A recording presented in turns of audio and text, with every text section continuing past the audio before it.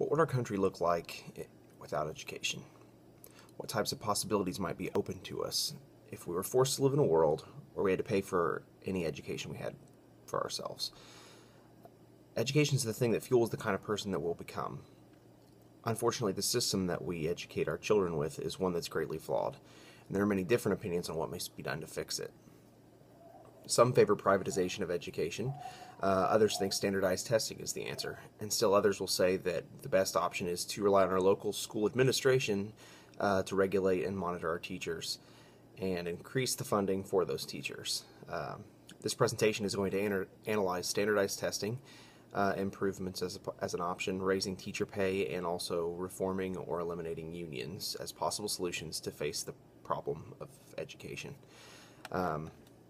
One of the major issues that we face is a lack of accountability, and it's a polarizing issue as far as just how to go about enforcing standards within the ranks of educators. It's important that we have a way to determine that children are being taught and led by high-quality educators, and a lot of times there are problems in the way that we do this. Standardized testing is the preferred method by a lot of political figures outside of education.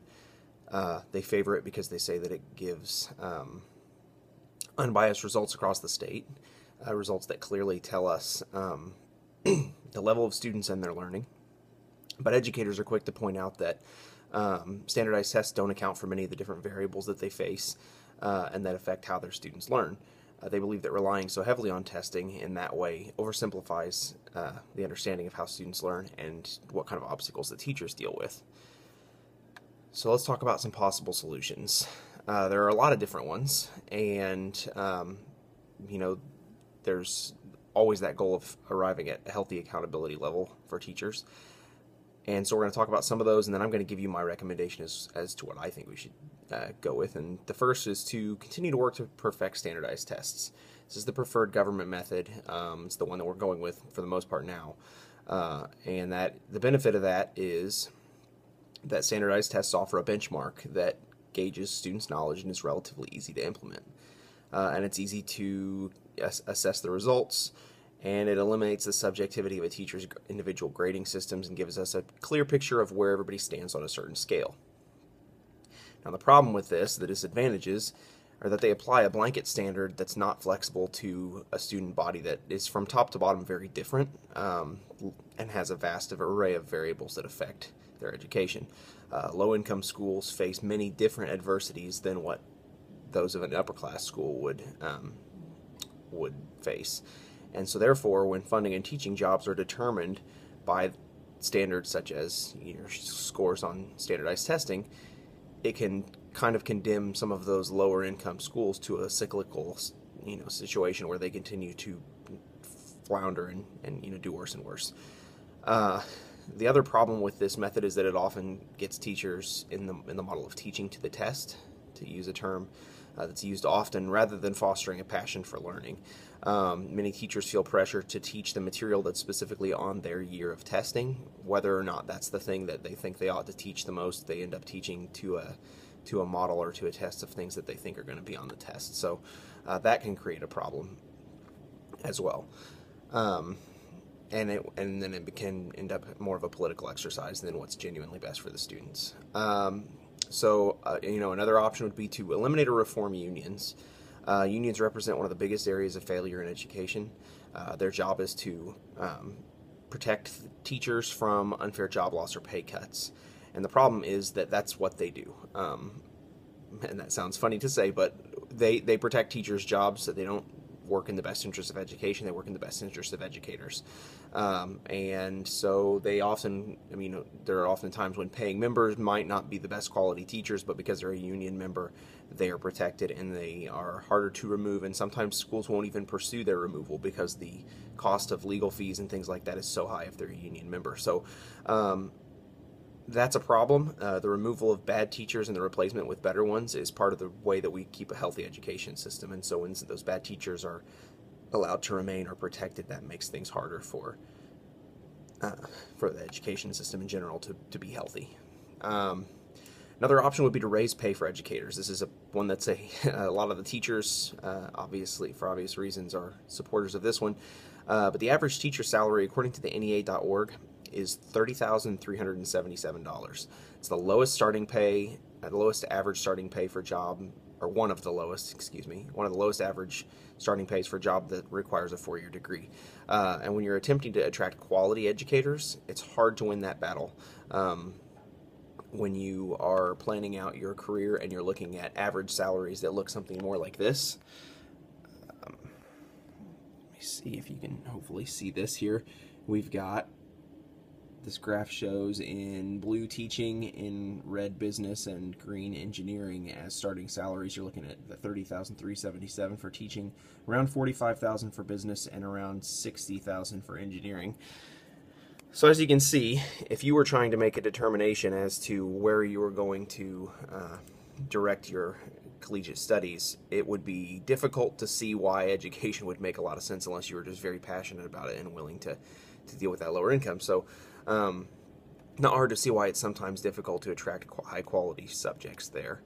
Now my solution is a sort of a combination of many of those. As with many things, it's not just one simple, action that makes the most sense. So to start, I think that teachers' unions should be eliminated entirely. The education system should be run like a for-profit business with quality education being that profit of good business. And a good company encourages its best employees and removes the ones that are underperforming or bad. And so there shouldn't be any kind of process or group in there that's hampering the removal of bad teachers. While it's possible that good employees could lose their jobs and without that union support, it's not more likely than other fields, and not every field has a union, and many function just fine.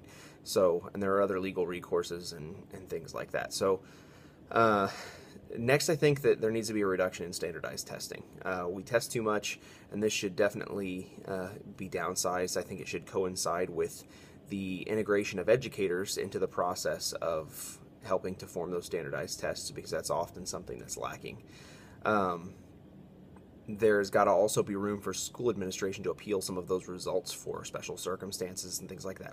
There needs to be a little bit of flexibility. I understand that, you have to be careful with giving too much ground or it's not a standardized test, but there needs to be a little bit of room for some of those extenuating circumstances. I'd also recommend that committees be formed to review and evaluate educators instead of just the normal models where it's the school principal and the school board. And I think that should consist of a Department of Education employee from the county and then a neighboring principal along with the principal of the school could form that committee to evaluate and assess the performance of the educator and then present those findings to the school board. This would eliminate some of the local bias that sometimes you run into, where people stay because they're a local, or vice versa, where they're gone because they're not, or because of some other reason, and that gives a little bit more of an unbiased situation there, while also still evaluating based on some of their standardized testing. It gives a little bit more of an even balance there. So school funding should not be based on standardized testing results. It should just be based on enrollment numbers. There could be some room for the teachers should be held responsible for those numbers, and the administrators should be held responsible for those numbers to be good. And obviously, I think the weight should be lowered in how much that's weighed in. But the school shouldn't be penalized for that, because when you limit schools' funding based on that performance, as we've talked about before, you get into this cycle of failure. So that doesn't make sense, and we need to eliminate penalizing schools for that. And there need to be more methods of recourse against parents who are not holding up their end on education, shifting some of the burden of education back to parents where it belongs. In instances of truancy or excessive absences, parents should be subject to fines. And those fines could be funneled back into the education budget and used toward some of the lower income schools, things like that. So, and that way that parents can give teachers some recourse against parents who are not holding up their end of things. And lastly, educators should definitely see an increase in pay. According to Wall Street Journal, students are facing an average of $35,000 in student loan debt when they come out of school. with teacher pay standing as it does, it makes that a hard choice for a student when they know that they're going to owe that kind of money. And so I don't know that a massive pay increase is reasonable, but one that's going to bring it more in line with that starting salary line of many of those other four-year degrees would make sense and needs to be seriously investigated. In conclusion, solving the problem with education and its system is not going to be easy. If it was easy, it would have been done already. But there are many different ideas about how to do it. Whether it's working more on standardized testing, increasing teacher pay, reforming or getting rid of entirely unions, or doing all of those things, something has to be done. And it's definitely something that is worth working long and hard to fix, because it's an integral part of who we are as a country and the direction that we will go.